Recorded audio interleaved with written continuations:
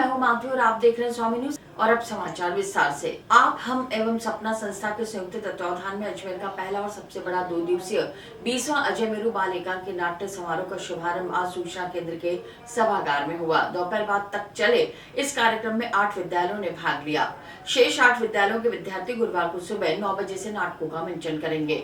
दोपहर 2 बजे समापन समारोह होगा, जिसमें सर्वश्रेष्ठ नाटक को स्वर्गीय कमला देवी भारद्वाज, स्वर्गीय श्री जी.आर. भारद्वाज चल वैजयंती प्रदान की जाएगी। साथ ही शहर के विभिन्न क्षेत्रों की प्रतिभाओं को भी सम्मानित किया जाएगा। आप हम एवं सपना संस्था के संयुक्त तत्वावधान में अजमेर का पहला और सबसे बड़ा 2 दिवसीय 20वां अजय मेरू बाल एकांकी नाटक समारोह का शुभारंभ आज सूचना केंद्र के सभागार में हुआ। दोपहर बाद तक चले इस कार्यक्रम में 8 विद्यालयों ने भाग लिया। शेष 8 विद्यालय के विद्यार्थी गुरुवार को सुबह 9 बजे से नाटकों का मंचन करेंगे। दोपहर 2 बजे समापन समारोह होगा, जिसमें सर्वश्रेष्ठ नाटक को स्वर्गीय श्रीमती कमला देवी भारद्वाज, स्वर्गीय श्री जी.आर. भारद्वाज चल वैजयंती प्रदान की जाएगी। साथ ही शहर की विभिन्न क्षेत्रों की प्रतिभाओं को भी सम्मानित किया जाएगा।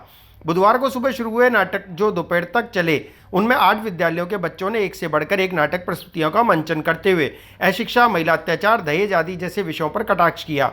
निर्णायकों में जयपुर के वरिष्ठ रंगकर्मी नीरज कडेला, माधवी स्टीफन, दिशा प्रकाश कृष्णानी थी। समारोह में सिंहासन खाली है, फैमिली बिजनेस, मैं नारी हूँ, एक चिट्ठी, कौन है नारी, बेटी बचाओ बेटी पढ़ाओ, कहानी घर की ने शानदार प्रस्तुतिकरण देकर अजय मेरू बाल एकांकी का रंगारंग शुभारंभ हुआ।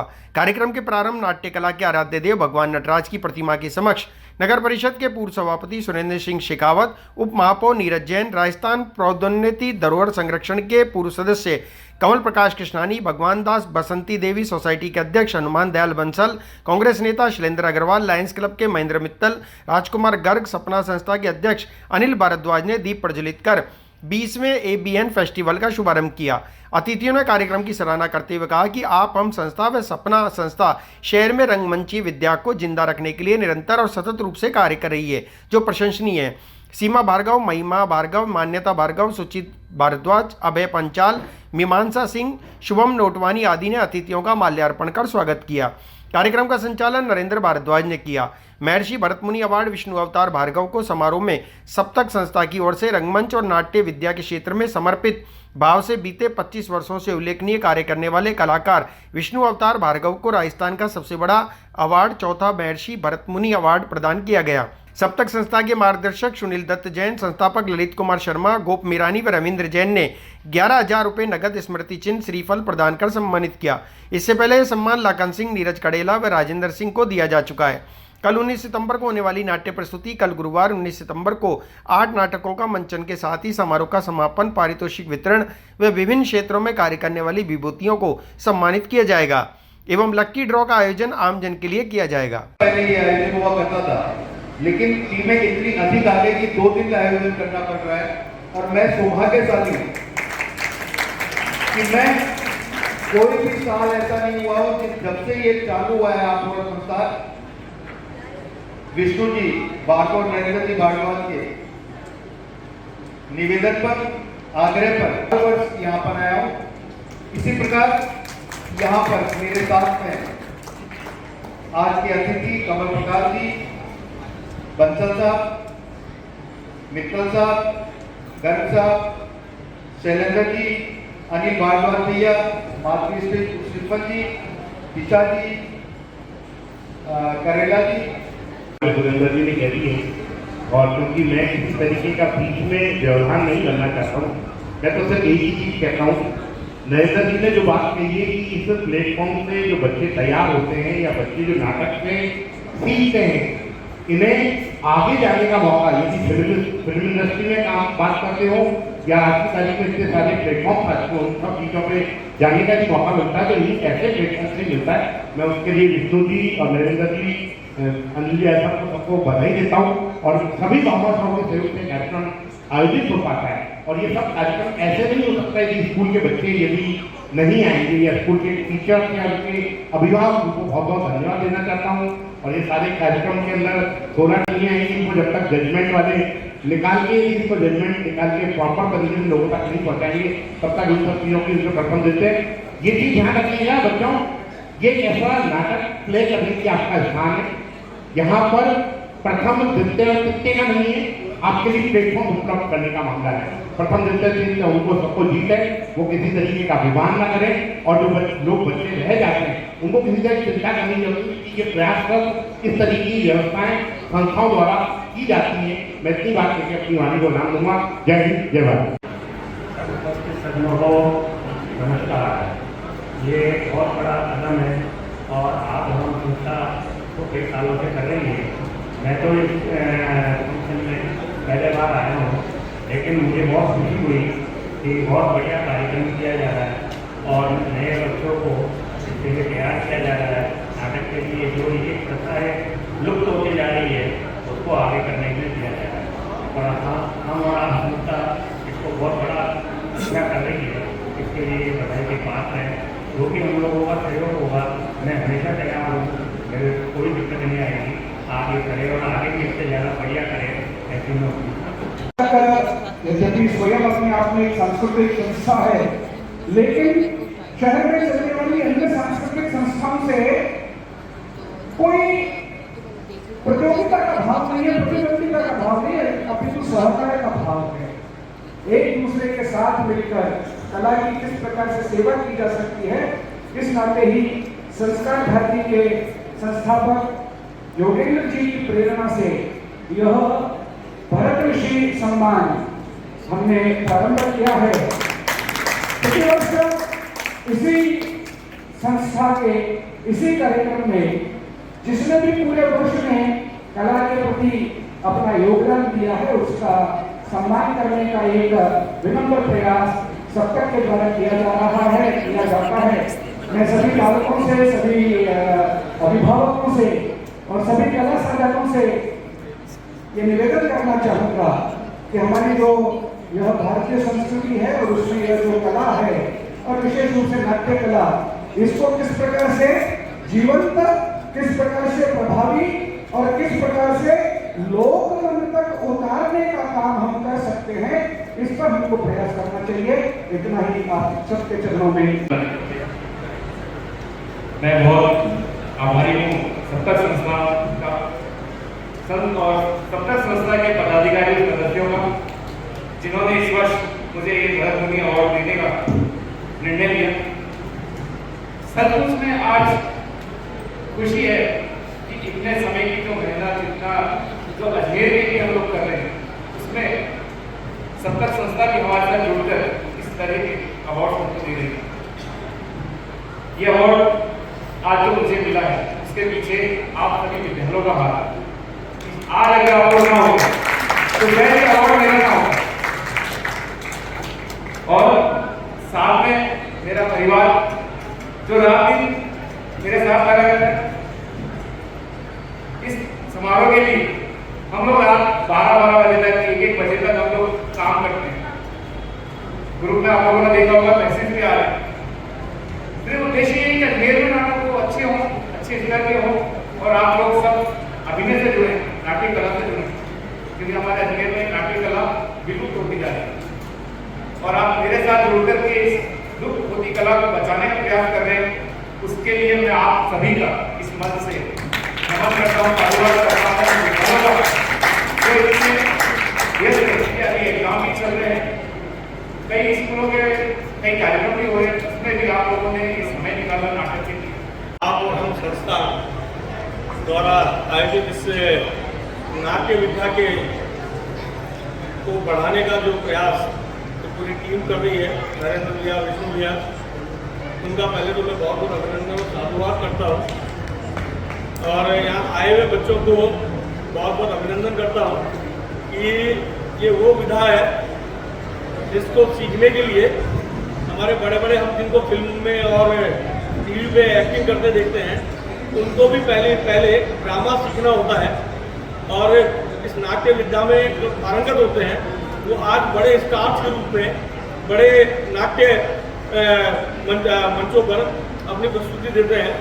और मैं नरेंद्र भैया को आदि यहाँ बैठे हैं, इनको शेयर करना चाहता हूँ कि इस स्टेज पे चढ़ने की जो मेरी हिम्मत बढ़ी वो ऐसे ही एक नाटक से बढ़ी थी कि मैं जिस स्कूल में पढ़ता था, सेंट पॉल में, वहाँ हर साल कुछ ड्रामा, कुछ सॉन्ग तो इसके प्रोग्राम एनुअल फंक्शन के लिए हुआ करते थे। हम स्कूल के शैतान बच्चों में से थे और शैतान बच्चों को शैतानी करने के अलावा कुछ नहीं आता, ऐसा माना जाता था। तो ऐसा ही है ना बच्चों, लेकिन ऐसा नहीं है। हर एक में कोई ना कोई आर्ट हमारे बीच में है। प्रधानमंत्री नरेंद्र मोदी का जन्मदिन देश भर में धूमधाम से मनाया गया। इस अवसर पर कई जगह कार्यक्रम आयोजित किए गए। अजमेर स्थित ख्वाजा गरीब नवाज के दरगाह पर पीएम मोदी के लिए दुआएं की गई। वहीं दरगाह में रखी बड़ी देग में 4000 किलो शाकाहारी लंगर बनाया गया। अजमेर दरगाह के गद्दा नशीन सैयद अफशान चिश्ती ने जानकारी देते हुए बताया कि पीएम नरेंद्र मोदी के जन्मदिन के अवसर पर सेवा पखवाड़े के तहत इंडियन माइनॉरिटी फाउंडेशन और चिश्ती फाउंडेशन द्वारा दरगाह में बड़ी देग का लंगर खुद्दा में ख्वाजा की वकालत में आयोजित किया गया। कार्यक्रम हो रहा है, किस खुशी में हो रहा है? सलाम बहुत बहुत दुआओं के साथ दरगाह अजमेर शरीफ में बारगाह गरीब नवाज में हाजी सैयद सलमान चिश्ती गद्दी नशीन दरगाह अजमेर शरीफ चेयरमैन फाउंडेशन और आज जो सेवा पखवाड़ा जो शुरू हुआ है पूरे देश भर में सेवा के लिए और स्वच्छता अभियान लोग अपनी अपनी तरफ से जानियों की खिदमत करते हैं, उसी के तहत यहाँ पे चिश्ती फाउंडेशन अजमेर शरीफ और इंडियन माइनॉरिटी फाउंडेशन के जो संस्थापक हैं फाउंडर जनाब सतनाम सिंह सांधू साहब, उनकी तमाम हमारी ज्वाइंट इनिशिएटिव है कि ये 550 साल से जो बारगाह गरीब नवाज में एक शुद्ध शाकाहारी लंगर यहाँ पे किया जा रहा है। बड़ी शाही देग जो दुनिया की सबसे बड़ी एक कढ़ाई है जिसमें लंगर किया जा रहा है। तो हम हमारे देश के आदरणीय प्रधानमंत्री को उनके जन्मदिन की मुबारकबाद भी पेश करते हैं और बारगाह अजमेर शरीफ से जो लंगर दिया जाता है जितने हज़ारों ज़ायरीन दरबार में होते हैं और आसपास के विलेजों में, ये जॉइंट इनिशिएटिव है। हम दुआ करते हैं 140 करोड़ देशवासियों के लिए कि मोहब्बत का पैगाम, अमन का पैगाम, एकता का पैगाम हमारे देश से सदियों से जा रहा है, आगे भी जाता रहे पूरी दुनिया में। और तमाम जो खानकाएँ दरगाह हैं कश्मीर से कन्याकुमारी तक बारगाह गरीब नवाज से भी पैगाम जाता है कि मोहब्बत सबसे और नफरत किसी से नहीं। और हम जश्न मनाते हैं हमारे देश की यूनिटी डाइवर्सिटी का, अनेकता में एकता का। यही हमारी आध्यात्मिक ताकत है और हम दुआ करते हैं कि 140 करोड़ देशवासी इस ताकत के साथ आगे बढ़े और देश का परचम पूरी दुनिया में बुलंद करे। कितने किलो देग का साइज क्या है, कितना किलो बनता है, क्या क्या? ये करीब पिछले 4000 किलो के आसपास यहाँ पे लंगर बनता है और पिछले 550 सालों से ये लंगर यहाँ पे बन रहा है। क्या क्या मटेरियल मिलाते हैं इसमें? क्या चावल, शक्कर, देसी घी, ड्राई फ्रूट और सब तरह के मेवे इसमें शुद्ध शाकाहारी? जी जी, शुद्ध शाकाहारी। इसमें अनियन और गार्लिक भी नहीं मिलता ताकि हमारे जैन धर्म के भाई बहन वो भी लंगर खा सकें और तमाम लोगों को खिला सकें। क्योंकि दरबार का जो पैगाम है वो यही पैगाम है कि मोहब्बत सबसे और नफरत किसी से नहीं, और ख्यालों का भी ख्याल रखा जाता है दरबार में, इसीलिए ये लंगर सबके लिए है। और बारगाह गरीब नवाज में अगर साइज़ की बात करें तो ये दुनिया की सबसे बड़ी कढ़ाई है जिसमें लंगर पेश करें। आपका नाम? हाजी सैयद सलमान चिश्ती गद्दी नशीन दरगाह अजमेर शरीफ चेयरमैन चिश्ती। अजमेर के जेलन अस्पताल में आधुनिक सुविधाओं से लैस पीडियाट्रिक विभाग का आज राजस्थान विधानसभा अध्यक्ष वासुदेव देवनानी द्वारा उद्घाटन किया गया। मुख्यमंत्री भजनलाल शर्मा द्वारा कल वीसी के माध्यम से ब्लॉक का लोकार्पण किया गया था। इस मौके पर वासुदेव देवनानी ने कहा कि पीडियाट्रिक विभाग पूरे राजस्थान में अजमेर में 5 स्टार बना है और इसमें सभी सुविधाएं उपलब्ध है। चिकित्सा सुविधाएं बढ़े, आधुनिक रहें, इस दृष्टि से यहाँ पर आधुनिक पीडियाट्रिक वार्ड, यहाँ पर गर्ल्स हॉस्टल पीजी और साथ में पार्किंग, 3 काम बनने शुरू हुए। चौथा एक मेडिसिन ब्लॉक का भी यहाँ पर रचना हुई। तो स्मार्ट सिटी के माध्यम से 4 बनने शुरू हुए। कल हमारे माननीय मुख्यमंत्री जी ने तीनों का लोकार्पण किया। आज तीनों का निरीक्षण करके इसका शुभारंभ अभी आज किया है। उस शुभारंभ में पीडियाट्रिक वार्ड वास्तव में पूरे राजस्थान में सर्वश्रेष्ठ बना है, 5 स्टार बना है। यहाँ कुल मिला के 210 बेड हैं 5 मंजिलों पे और प्रत्येक मंजिल पर 42 बेड हैं, जिसमें सारी व्यवस्थाएं वेंटिलेटर से लेकर के आधुनिक उपकरण उसके बेड पर ही है और एक्सरे से लेकर के सारी सुविधाएं उस बेड पर ही होंगी। मैं समझता हूँ ये अजमेर के चिकित्सा सुविधाओं में मील का पत्थर साबित होगी। फिर जब भी हम मेडिकल कॉलेज हॉस्पिटल आते हैं, सबसे बड़ी प्रॉब्लम यहाँ पे पार्किंग की रहती है। चारों ओर कहीं 2 व्हीलर खड़े हैं, कहीं 4 व्हीलर हैं। अब इस यहाँ पर जो पार्किंग का प्लेस बना है, मैं समझता हूँ इसके कारण से हॉस्पिटल में ये पार्किंग की समस्या दूर होगी। जो इधर उधर व्हीकल खड़े रहते हैं उससे निजात मिलेगी। तो इमरजेंसी में आने वाले या बाकी रोगियों को आने वाले, अटेंडेंट को आने वालों को भी एक समस्या से निजात मिलेगी। मैं समझता हूँ ये एक बहुत ही अजमेर के लिए पॉजिटिव हॉस्पिटल की व्यवस्थाओं में बहुत अच्छा रहेगा। और साथ में तीसरा, जो पीजी गर्ल्स हॉस्टल काफ़ी समय निर्माणाधीन था, जैसे पिछले दिनों अभी जहाँ हॉस्टल है वहाँ पर कई बार बहुत पुराना हो जाने के कारण केवल प्लास्टर गिरता था, कई जगह और समस्याओं से जूझना पड़ रहा था। उस सबसे भी निजात मिल करके आज पीजी गर्ल्स हॉस्टल भी प्रारंभ होने जा रहा है। बस तो बहुत जल्दी हम आगामी कुछ महीनों में मेडिसिन ब्लॉक का भी प्रारंभ करेंगे, क्यों इस बार यहाँ जिस तरह से सुपर स्पेशलिटी ब्लॉक की सरकार ने घोषणा की है, ये सारी व्यवस्था हो जाने के बाद फिर सारा कंसंट्रेशन उस पर रहेगा। तो अजमेर का ये जेलन हॉस्पिटल संभाग का हॉस्पिटल के रूप में आगे सारे मरीजों को अपने अच्छी चिकित्सा सुविधाएं देते हुए, जो केंद्र सरकार राज्य सरकार का सोच है कि हर जगह कोई निरोगी रहे, सबको चिकित्सा सुविधाएं मिलें, उस ओर एक कदम आगे बढ़ा रहे हैं। और मेडिकल कॉलेज सीटें भी यहाँ पे बढ़ी हैं। मतलब इन सब से यह हॉस्पिटल शायद इस आगामी कुछ वर्षों में यहाँ का बहुत ही सुविधा युक्त और सब समस्याओं के निदान और चिकित्सा आधुनिक सुविधाओं के साथ युक्त होगा। मैं राजस्थान सरकार को अपनी ओर से बधाई भी देता हूँ और आभार व्यक्त करता हूँ जिन्होंने हमारे अजमेर के लिए इतना सारा। अजमेर के महाराष्ट्र मंडल में इस वर्ष भी गणपति महोत्सव अत्यंत धूमधाम और श्रद्धा के साथ मनाया गया। 10 दिनों तक चले इस महोत्सव में विविध धार्मिक, सांस्कृतिक और आध्यात्मिक कार्यक्रमों का आयोजन किया गया, जिसमें मंडल के सदस्यों और श्रद्धालुओं ने उत्साहपूर्वक भाग लिया। 10 दिन चले धार्मिक कार्यक्रमों की श्रृंखला में सुंदरकांड का पाठ, उपशास्त्रीय गायन, भजन और अन्य सांस्कृतिक प्रस्तुतियां आयोजित की गई। कार्यक्रम के अंतिम दिन अनंत चतुर्दशी के अवसर पर भगवान गणपति की भव्य शोभा यात्रा निकाली गई। मंडल के सदस्यों ने गणपति बाप्पा को बग्गी में विराजित कर आसपास के क्षेत्रों में भ्रमण कराया। इसके पश्चात महाराष्ट्र मंडल परिसर में वापस आकर भगवान गणपति की विशेष आरती संपन्न हुई। आरती के बाद विधिवत गणपति विसर्जन किया गया। यह 10 दिन महाराष्ट्र मंडल के अध्यक्ष प्रकाश सोमगांवकर और महाराष्ट्र मंडल के सचिव श्री पुरुषोत्तम नातू के सानिध्य में संपन्न हुआ। अजमेर के महाराष्ट्र मंडल में इस वर्ष भी 141वां गणपति महोत्सव अत्यंत धूमधाम और श्रद्धा के साथ मनाया गया। 10 दिनों तक चले इस महोत्सव में विविध धार्मिक, सांस्कृतिक और आध्यात्मिक कार्यक्रमों का आयोजन किया गया, जिसमें मंडल के सदस्यों और श्रद्धालुओं ने उत्साहपूर्वक भाग लिया। महोत्सव की शुरुआत प्रथम दिन पंडित किशोर द्वारा मंत्रोच्चारण के साथ विधि विधान से गणपति स्थापना के साथ हुई। इस अवसर पर धार्मिक कार्यक्रमों की श्रृंखला में सुंदरकांड का पाठ, उपशास्त्रीय गायन, भजन और अन्य सांस्कृतिक प्रस्तुतियां आयोजित की गई। हर दिन मंडल में श्रद्धालुओं का उत्साह देखते ही बनता था। कार्यक्रम के अंतिम दिन अनंत चतुर्दशी के अवसर पर भगवान गणपति की भव्य शोभा यात्रा निकाली गई। मंडल के सदस्यों ने गणपति बप्पा को बग्गी में विराजित कर आसपास के क्षेत्रों में भ्रमण कराया। इसके पश्चात महाराष्ट्र मंडल परिसर में वापस आकर भगवान गणपति की विशेष आरती संपन्न हुई, जिसमें सैकड़ों भक्तों ने भाग लिया। आरती के बाद विधि पूर्वक गणपति विसर्जन का आयोजन हुआ। विसर्जन के इस कार्यक्रम में श्रद्धालुओं की भीड़ उमड़ी और सबने भगवान गणपति से विदाई लेते हुए अगले वर्ष पुनः आगमन की कामना की। महाराष्ट्र मंडल में 1882 से गणेशोत्सव प्रारंभ हुआ।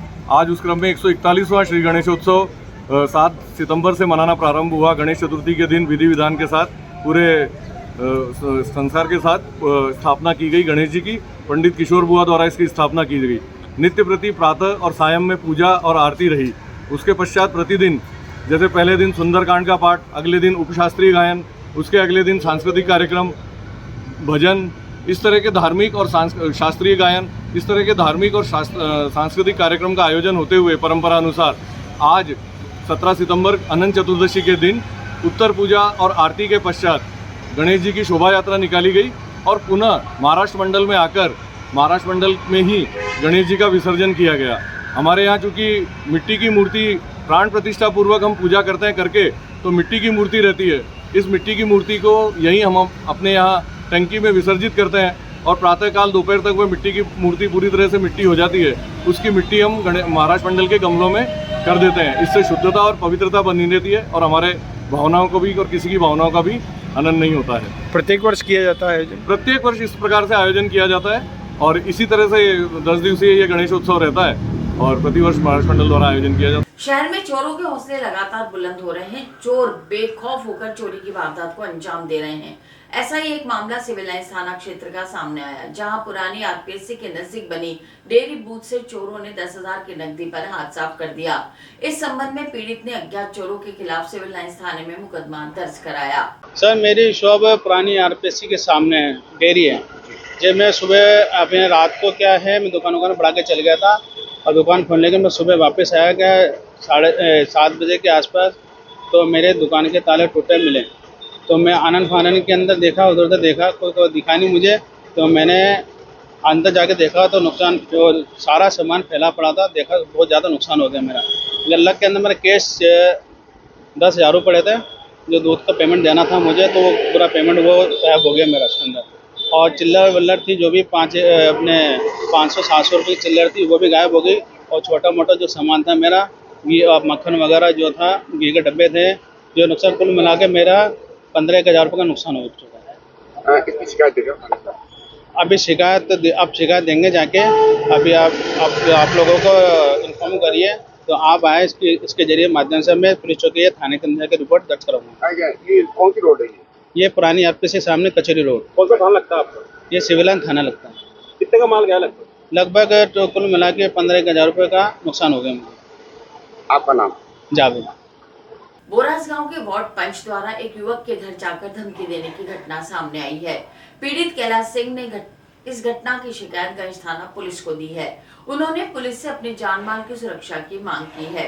इस बारे में गंज थाना पुलिस ने मुकदमा दर्ज कर जांच शुरू कर दी है। मामला है ये कैलाश उर्फ गामा परिवादी है, और इसके घर में घुसकर कोई ये है क्या नाम से विवेक वार्ड पंच है, इसके साथ अन्य 2-4 आदमी है। तो मारपीट करना बता रहे हैं दारू के नशे में, और उनके परिवार को जान से मारने की धमकी आदि दी है, जिस पर कैलाश ने रिपोर्ट दी है। रिपोर्ट पे जांच की जा रही है, और जांच करने के बाद में जैसी भी कोई कार्रवाई होगी। वार्ड पंच विवेक है, इनके साथ में 2-3 अन्य व्यक्ति है जो शराब के नशे में आके और इसे घर में घर वालों को मारपीट की है। कहाँ की है ये घटना? बोराज गांव की बता रहे हैं। जांच की जा रही है इसमें। कारण आया क्या सामने? कारण पुरानी रंजिश को लेकर ही आपस में झगड़ा करते रहते हैं। मामला तो कर रहे हैं, जांच कर रहे हैं। जांच बीट अधिकारी जो भी है, जैसी भी कार्रवाई होगी वो अमल में लाई जाएगी। मैं रामदेव हेड कांस्टेबल हूँ गंज थाने से। जेएलएन मेडिकल कॉलेज में फंगस रोग पर एक विशेष कार्यशाला का आयोजन किया गया, जिसमें 25 से अधिक विशेषज्ञों ने भाग लिया। कार्यशाला का उद्देश्य फंगल इंस्पेक्शन के बारे में जागरूकता फैलाना और उसकी रोकथाम व उपचार की जानकारी साझा करना था। चिकित्सकों ने बताया, फंगल डिजीज विशेष रूप से बारिश के मौसम में ज्यादा फैलती है, जब वातावरण में नमी अधिक होती है। इस रोग से बचाव के लिए साफ सफाई और हाइजीन का ध्यान रखना बेहद महत्वपूर्ण है। नमस्कार, ये फंगल डिजीज़ अवेयरनेस वीक जो है एक सीडीसी का प्रोग्राम है, जो हर साल 2-3 साल से हो रहा है और हर साल कंडक्ट करते हैं। लास्ट ईयर भी हम लोगों ने कंडक्ट किया था फ्रॉम डिपार्टमेंट ऑफ माइक्रोबायोलॉजी। आजकल क्योंकि बढ़ते रोग, चारों तरफ रोग ही रोग हैं, इतने डेवलपमेंट्स हो गए हैं, इतने हेल्थ एडवांसमेंट्स हो गए हैं, पर बीमारियां खत्म नहीं हो रही हैं, बढ़ती जा रही हैं। कारण क्या है? अब ये न्यू एडिशन हो गया है फंगल डिजीज़ेस का, जो आजकल बहुत ज़्यादा उत्पात मचा रहा है। और ये इसलिए हो रहा है क्योंकि हम पर्यावरण की रक्षा नहीं कर रहे हैं, पर्यावरण को नष्ट करते जा रहे हैं। जो उनका मूल घर है वो पर्यावरण है। जब वो नष्ट होगा तो वो बाहर निकल के आएगा और साथ में जो उर्वरकता जो सॉइल में था वो खत्म हो रहा है उन पे, क्योंकि फंगिसाइड्स छिड़के जा रहे हैं। तो ऐसे जो उर्वरकता जब खत्म होती है तो ऐसे ज़मीन में उपजे अनाज हम खा रहे हैं, और वही अनाज जानवर भी खा रहे हैं। तो ये पूरा पंच महाभूतों का जो है एक आपस में जुड़ाव है, जिसे अब बेटर समझ में आने लगा है। WHO भी मानने लगा है कि वन हेल्थ अप्रोच करना पड़ेगा, ताकि ये बढ़ते जो फंगल डिजीज़ेस है इस पे रोकथाम किया जा सके। फंगल डिजीज़ेस जो कॉमन है अजमेर में वो है कैंडिडा इन्फेक्शन, जो कि एक बहुत सिवियर ईस्ट इन्फेक्शन होता है। क्रिप्टोकोकोसिस है जो कि एड्स पेशेंट्स में ज़्यादा है, जो अजमेर में भी पाया जा रहा है। म्यूकोरमाइकोसिस तो हम लोग देख ही चुके हैं कोविड टाइम में, जिसको black fungus, yellow fungus, white fungus के नाम से जाना जाता था। तो इस प्रकार जो हैं कई प्रकार के फंगल बीमारियां आजकल दिन प्रतिदिन बढ़ रहे हैं। तो अभी हाई टाइम है कि हम लोग इसके प्रति अवेयरनेस क्रिएट करें। तो हमारा डिपार्टमेंट ऑफ माइक्रोबायोलॉजी की तरफ से ये जो आयोजन है, इसका मुख्य कारण ये है कि हम इसके बारे में जागरूकता क्रिएट करें, इस पे मंथन करें, और सभी सेक्टर्स के लोग, जैसे इस प्रोग्राम में हमने समाज से, जैसे रोटरीज मिड टाउन से लोग आए हैं, समाज से जुड़ाव है, मेडिकल कॉलेजेस के अलावा गवर्नमेंट कॉलेजेस से, स्कूल से, सबको हमने इनवाइट किया है ताकि सब मिल के इसके प्रति मंथन करके इसके रोकथाम हेतु श्रेष्ठ प्रयास कर सकें। इसके लिए हमारे पास आज बहुत गणमान्य मेडिकल डॉक्टर्स हैं जो स्पीकर्स हैं और अंत में पैनल डिस्कशन भी होगा। इसका उद्घाटन हमारे प्रिंसिपल डॉक्टर अनिल सावरिया द्वारा किया जाएगा और साथ में एडिशनल प्रिंसिपल्स एंड सुपरिटेंडेंट्स होंगे और गवर्नमेंट कॉलेज से और रोटरी की तरफ से रिप्रेजेंटेटिव्स होंगे। तो हम उम्मीद करते हैं कि अजमेर की जनता के लिए हम आगे भी इसी प्रकार जागरूकता क्रिएट करते रहें और उनको बताते रहें कि अब हमें क्या करना होगा ताकि ये बढ़ते हुए रोगों पर हम एक अंकुश लगा सकें। Good night. I am doctor Vijaylata Rastogi, professor and HOD of microbiology at medical college Ajmer और national executive of Indian society of medical mycology, जो कि इसी क्षेत्र में। और इसी के साथ ये समाचार बुलेटिन ही समाप्त होते हैं। मुझे दीजिए इजाजत, देखते रहें स्वामी।